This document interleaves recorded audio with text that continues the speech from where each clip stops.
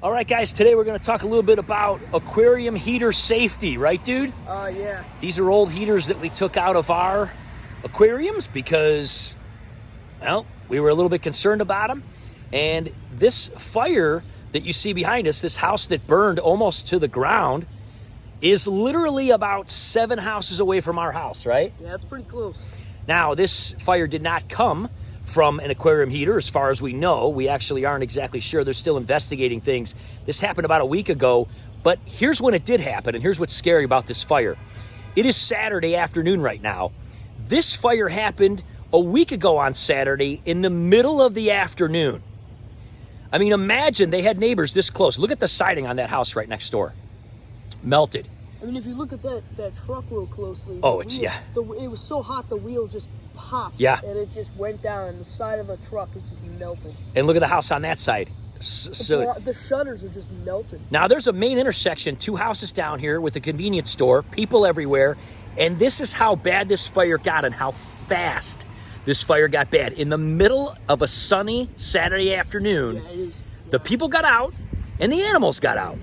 But this is how fast this happened, guys. So when you start to talk about something, go, hey, big deal, you know, if an aquarium heater catches on fire, it'll be the last thing you expect. Yeah. Well, we have a friend named Daniken at Daniken Aquatics who almost got a house fire because his little Higer heater right here, the suction cups gave way and it went up and touched the plastic top and started on fire. Thank heavens they were home and they were able to put it out before it got severe. But it almost got out of control. Could you imagine? I mean, if it reached the wall, and then the drywall spreads. So just to show you how serious this is, guys, look at this house behind us in the middle of a sunny Saturday afternoon. You can hear the cars going by. This is a main road, guys. And again, I'll turn around here. You can see there's a convenience store literally right there. People saw a huge barrel of smoke coming up and called, and this is how fast this got out of control. It's just a bunch of black sticks. I mean, isn't that crazy, dude? Yeah, I mean, the only salvageable thing that I can tell is everything that's metal or steel. Yeah, I mean, it's almost unbelievable nothing that's how fast this progressed.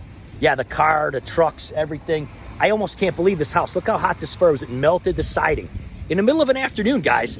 So, you know, luckily they got out and everything, and the response time, from what we understand, was very quick. But it was just a matter of minutes before this house was engulfed in flames. Let's go back home. We're going to talk a little bit more about these heaters and about safety when it comes to aquariums and electronics and things like this, guys.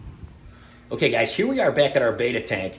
And the reason that we're here is because we want to talk about this heater that Higer sent us. Again, we like Higer, great little company, reaching out, sending lots of YouTubers, lots of stuff to evaluate. They sent us tons of stuff. We've done videos on it. Yeah, they sent us quite a lot of stuff, like the magnet one. That was really nice. Right, yeah. Love the magnet. Lots of their stuff's cool. Here's the thing about heaters. We have said in so many videos, have we not, dude, that these suction cups are of utmost importance, right? Yes. Utmost importance. We're not loving these suction cups. Here's what happened. We had this guy right down here in our little man cave tank, didn't we? Yes. Now, for us, you can see where this cord is. It easily reached the ground. What happened with Daniken Aquatics, they had a larger tank, and this was hanging on the back, and these suction cups gave way. They're not very big, and it's a big heater. Right. So the cord pulled. Now, first of all, make sure you secure your cord. You can clamp it, you can tape it, you can do whatever. They did have theirs secured. So you can, trip on it, because that's not good. Right, yeah, but that's not what happened in their case. Basically what happened is the weight of the cord pulled it, it lifted up, touched the plastic. So these are just floated. Right, it was like halfway in the water. It touched the plastic here, like the end of the plastic, but back there. Right, so we have a little bit of hot, and it started melting. Yeah, we have a little bit of plastic here. They had a plastic lid. It touched the top of the plastic lid, overheated, caught it on fire. Now there is a thermostat type of thing in here that's supposed to stop that from happening, but I think because it was like halfway in, halfway out. Now, since we've had this, the reason we took it out, guys, we've had to readjust it like, what, 5 or 6 times. Yeah, it's also kind of impractical and it's big. Seeing as even if you had a big tank, it's just kind of bulky, and then, the display takes up a lot of room. Right, so the reason they do this is because they like this case, and they want it to look nicer, and they don't want your, animals to get burned and things like that, which we get. Honestly, though, I've been using glass heaters my whole life, never had any animal get burned. I think they'll figure out that it's kind of warm, they won't go. They normally do. Although we've heard of people, that happening for people. Yeah. Never happened to us. So anyway, here's the problem with these. If you look, these are kind of connected to this. If you pull them out, first of all, they're very hard to get back in and replace. Let's take a look at some of the alternative options that would be a little bit better. Okay, so it's a really neat design. It's a really cool heater. However, when it comes to the suction cups, again, we have commented on many, many, many videos that weak suction cups are not a friend to the aquarium hobbyist, right? These guys go into this mold, and if you want to pull them out, first of all, it's hard to do, and it's hard to get another one in. As you can see, compared to other heater suction cups, they're kind of a little bit wimpy. So they should, even though this is not a very heavy heater, again, definitely secure your thing. If you're a beginning person doing this, the other thing is of course, unplug it if you're lowering your water.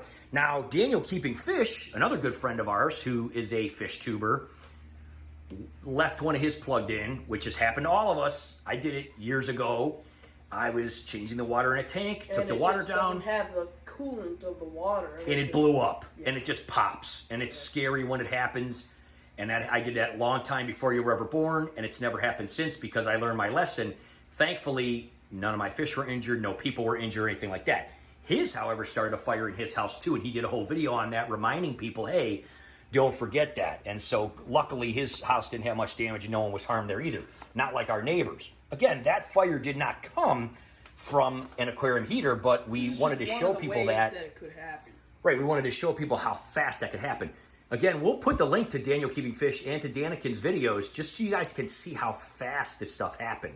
He did come running to the rescue and stopped it, though. Both of them did. Danny did in their house, and then, of course, Daniel did in his house. What we wanted to show you guys is the nice part about these types of heaters is, and we have a lot of these different kind of suction cups, they can be improved. Look at the big, massive, awesome suction cups here.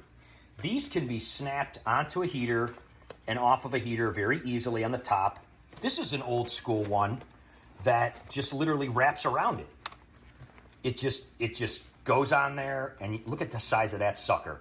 Now, I've used these for years and years. These are just old heaters that we didn't really need anymore. We kind of just keep them as backup emergency heaters. But again, you can find these kind of things online. You can find them at aquarium stores. You can find them on Amazon. Just Google like aquarium suction cups or heater suction cups. And look at the ratings. Look at the ratings that they have. See if they have good ratings.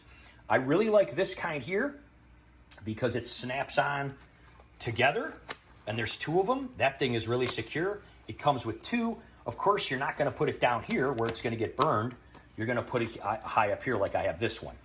And again, these are really awesome. You can get these for fairly inexpensive. The problem with the design of this heater is you can't really change these.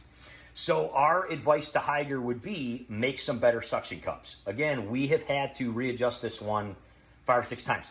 Now, again, you could clamp it, you could figure something out, you could wrap something around here, you know, with a rubber band or something. I mean, you could rig something up, but, you know, considering how nice this design is, it would make a lot more sense if they just had some better suction cups.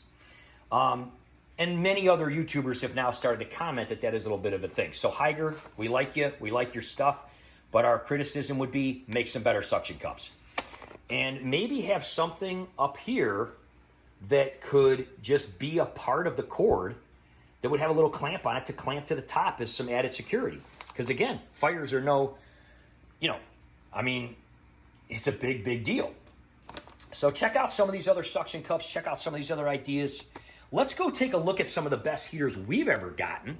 All right, now another YouTube friends of ours, Joseph's Tropical Tanks, also did a video on these top fin heaters, which we had in your bridge setup, and how they started to leak. I'll tell you what, they filled with humidity. They started to leak. If you start to see condensation in here, like water and steam build up, no, that means they're leaking. Not good. You don't want that to happen. Quite honestly, we kind of like the old-fashioned heaters that just hang on the back, and then they're completely sealed. Yeah, it's a lot easier. But a lot of people like the submersive ones. That's fine, but you got to make sure you get a good one. Anyway, we took these top fin ones out. We put these better ones in Jack's tanks. We've not had a problem at all. And again, we used suction cups that we already had. One of these kind of deals, like these. These are awesome. Again, you can find things like this. These are really awesome, huge suction cups. And try to have a little tab on them, a little pull tab. See how it's got like that little pull tab? So you can just grab that little pull tab and you can pull it off. That's how strong of a suction it is. So again, just Google around, look around. There's tons of them out there. Look at the reviews. A lot of these are old. I don't even remember where I got them. I got them before Jack was ever even born, and I've kept them all these years because when you get good suction cups, you don't want to get rid of them, right? No. Let's take a look at this one over here. Now, if you guys remember, we did a big refurbishing of this 110 gallon right here. Actually, we called it 116 because we did measurements and that what it came out to be. It's a very tall, really unique old tank that we refurbished for about $250. Something new like this would be 10 times that, most likely. This was headed for the trash. We reframed it. We did a series of about 5 or 6 videos on it and used the original under gravel filter and everything. I mean, wow, it came out awesome. This has become our Tetra tank. We're going to be doing a follow-up on it pretty soon. It's doing awesome. These heaters right here, we have had in here for 6 months. Again, we will put a link in the description where we got them. We got them off Amazon. They are quartz heaters, so they're a little stronger than glass heaters.